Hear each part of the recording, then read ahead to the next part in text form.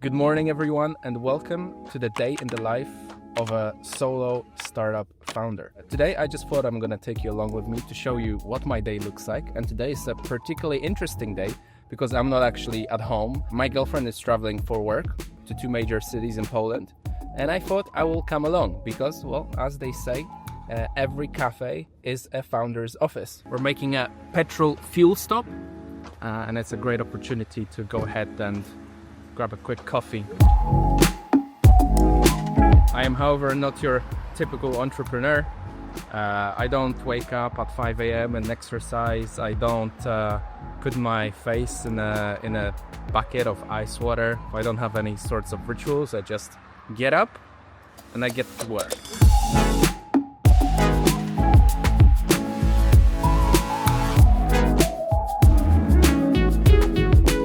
Now the plan is that I am on a hunt to find a coffee shop. It is pretty early and most things open a little bit later. I think Starbucks is unfortunately our best option for now, just because I have a meeting at 10. And that meeting is with one of the first clients that actually wanted to work with Mensoy, and they're called Bright Data. Bright Data is a scraping company. They do everything with scraping data. They're the leaders of it, actually. And I'm very excited because what I'm doing is I'm essentially advising them on content strategy and more specifically running campaigns for them for all of the UK and Ireland market, but also for all of the Polish market, which is cool because I'm Polish and I lived in the UK for 20 years. So I have a nice combination of knowing both markets. And then hopefully, I can kind of excel in helping them achieve their desired results. For anyone new watching this channel, if you haven't seen me before, this is my new channel for a marketing agency. Now, I am the founder of a creative marketing studio or agency where we exclusively focus on tech companies. Now, I'll tell you why. I'm an engineer by trade. I was a hardcore programmer. I graduated with a computer science degree with artificial intelligence before artificial intelligence was even popular. And I slowly always had this creative side to me. So I kind of slowly crept into developer advocacy and then marketing. So I'm an engineer turned marketer. I also happen to have another YouTube channel that I've managed to build up to 100,000 people. So the idea here is that I'm very techy, but I'm also very creative. And I know a lot of tech companies struggle with content. They market things, but marketers don't really understand tech. So it's a combination of both that truly wins here. Now, the idea of this creative marketing agency is to be a plug-and-play powerhouse, like an extension of the marketing team for a specific company, which means we can produce any kind of video-led content, tutorials, launch videos, testimonials, shorts, repurposing a bunch of content from like webinars or from podcasts. We also do end-to-end production of everything to do with the strategy and to do with just the production itself. We also help produce podcasts as well. The idea here is that a company reaches out, tells us all the creative production that they need, and we just do it. We just handle it and give it back fully polished and nice. If you're enjoying these day in the life kind of vlogs, make sure you hit the subscribe button, like this video, leave me a comment. Tell me what would you like to know, what would you like to see, and we'll make it happen. We found our office for the next few hours. Not the best furnished Starbucks in the world. I do miss the nice big couches and the kind of cute sitting areas that they have, but you can't complain as a founder. Any desk is a good desk. I managed to get myself a window seat, just so people don't say no laptop. Always laptop, always.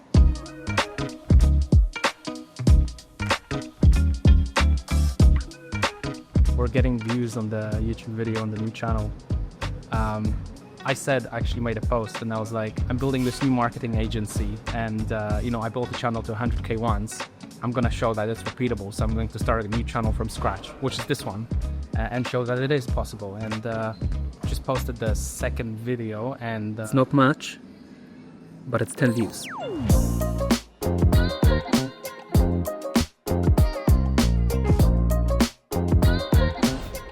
Alright, so I just finished that call with Bright Data and I had to leave the Starbucks because the seats were just super uncomfortable. Plus, I'm not also a huge fan of Starbucks in general. I prefer more bougie, like boutique cafes. I feel like they're a lot cooler. Anyway, that call went really well. Like I mentioned previously, I'm helping them run some cool campaigns and creative ideas for the UK and the Polish market. They're a very cool company because, like I mentioned, they do all web data scraping, and they have a bunch of really cool solutions into actually collecting data from the web. So if you're doing anything similar where you need to scrape data or you need pre-available data sets that are already out there, I mean, they're kind of a no-brainer. I do love great companies that offer great solutions. It's like, why would you build your own if something already exists that does it really, really well, you know? And now I'm kind of on a hunt to find a different place where I can sit. I just got a message from another company I'm working with. They're called Aikido Security. They're running a very cool podcast called The Disclosure.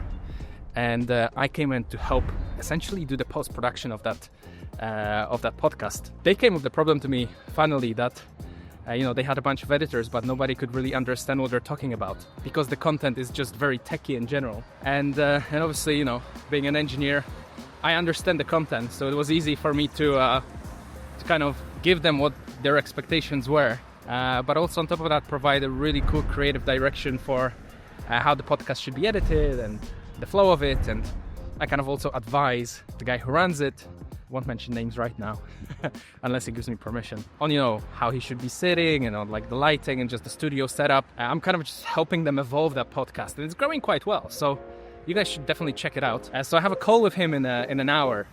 He just messaged me and wants to catch up, and I'm pretty spontaneous in general. I love spontaneous calls. I'm very flexible. It's very easy and flexible to work with me. So that's the idea, but I need to go find a place to sit now. I'm also new to these live vlogs. Let me know if you guys are enjoying this, because I don't tend to record myself just walking around and talking to the camera. I usually try and keep it very varied, but maybe something raw like this is important. It's important to show what it's like, to be a founder. I can get up from a cafe and walk to the next one. I have that space and time in between to do things, so it's an interesting approach that maybe you guys will enjoy.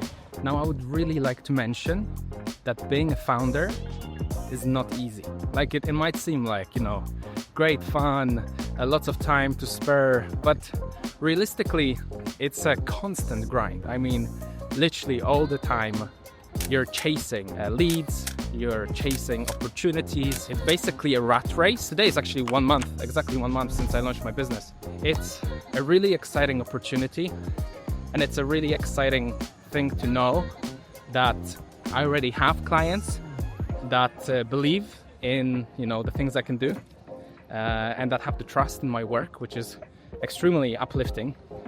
A lot of founders don't. A lot of founders struggle. But even though having clients, not having clients, it's a constant grind. You're basically on it non-stop. What I didn't mention is that I'm in a city called Toruń, and it's very famous for this type of biscuit. It's called a piernik. That's where they got invented, and that's where they're originated from.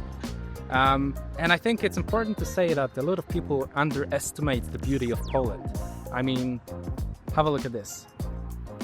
There's a lot of beautiful cities in Poland, and the economy here is absolutely fantastic. It's a booming country with a lot of amazing opportunities, and I'm really glad to be Polish and to see it evolve and become such a beautiful place. But also the tech scene here is really great. I said every desk and every cafe is your office, but I guess every bench as well.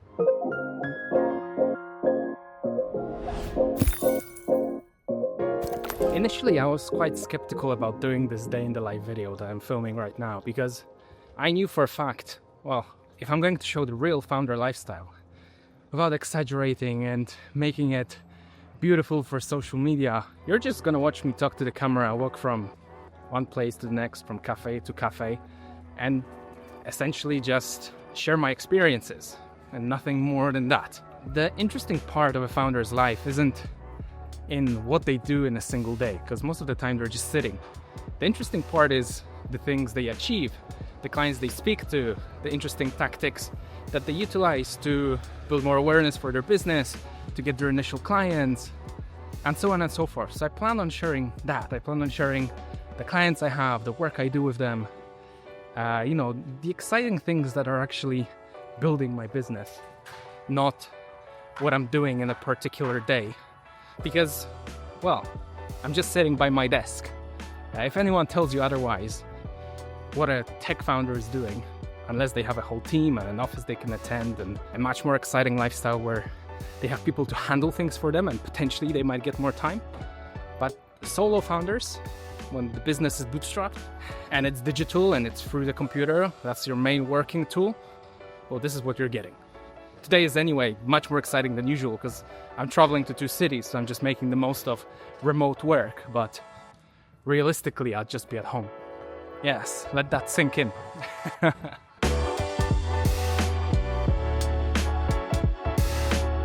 Second call of the day.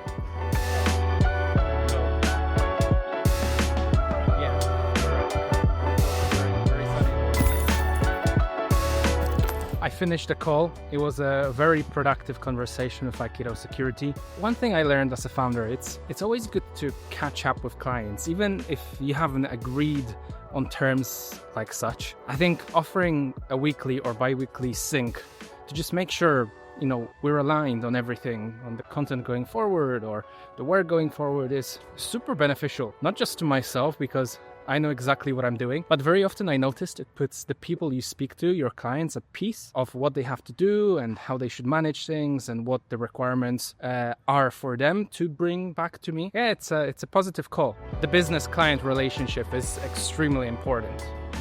Really, really, really important. And, you know, if you can always do a little bit more and, you know, just put that cherry on the cake, it's what a great company does.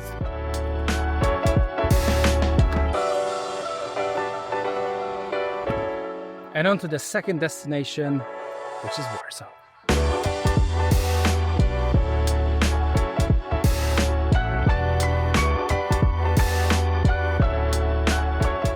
Quick Mackey's pit stop, because we're both hungry as hell.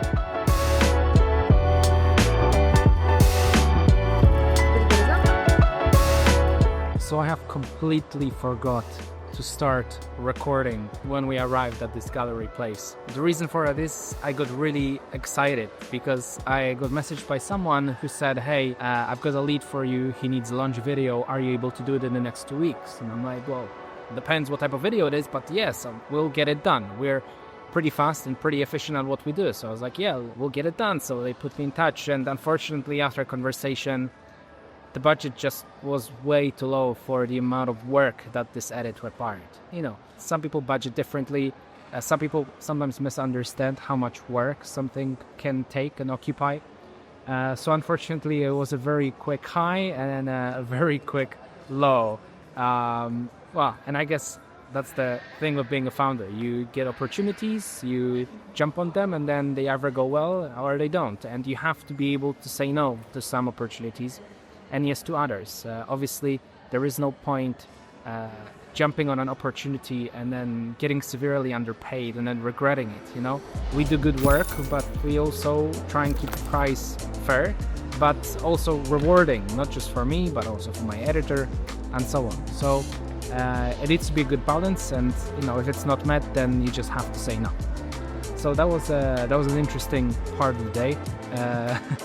Exciting and then very quickly not exciting. I am also in a little bit of a pickle because we're at the shopping center and I don't have the keys to the car. Alice took them and I was supposed to work here, but there is no sockets to charge my laptop and it's out of charge and I have plenty of work to do. So I'm not sure what I should do. I don't know where she is.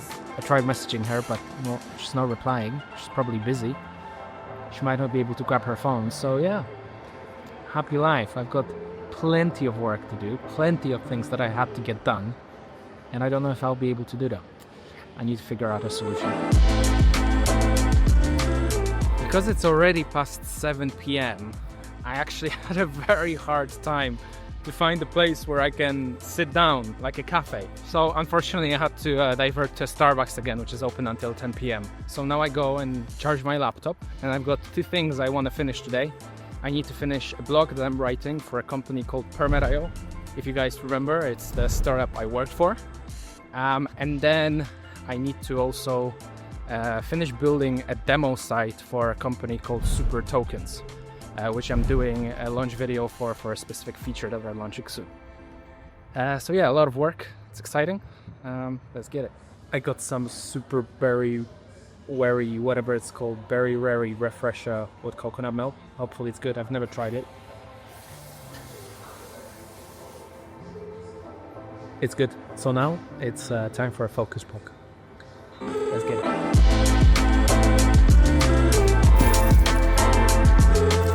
Alright, I think I have to call it a wrap for today. I've totaled up my time. I've spent about 8 hours in front of the laptop in cafes, and we spent about 3.5 hours just traveling by car. We still have an hour and a half to go. That's a day in the life of a solo entrepreneur running a creative marketing studio for tech startups and companies. I hope you guys enjoyed Day in the Life. It was very spontaneous, it was very natural. I guess there wasn't too much exciting things, but it gives you an insight into how I work, what I do, and how things look. Hopefully you enjoyed this episode. If you did, make sure you like, subscribe, and leave me a comment in the description. This channel is all about community. Make sure you ask questions, how I do things, how things look like, advice, tips, whatever it is, ask it down below. And as always, guys, thank you very much for watching, and I'll see you in the next episode.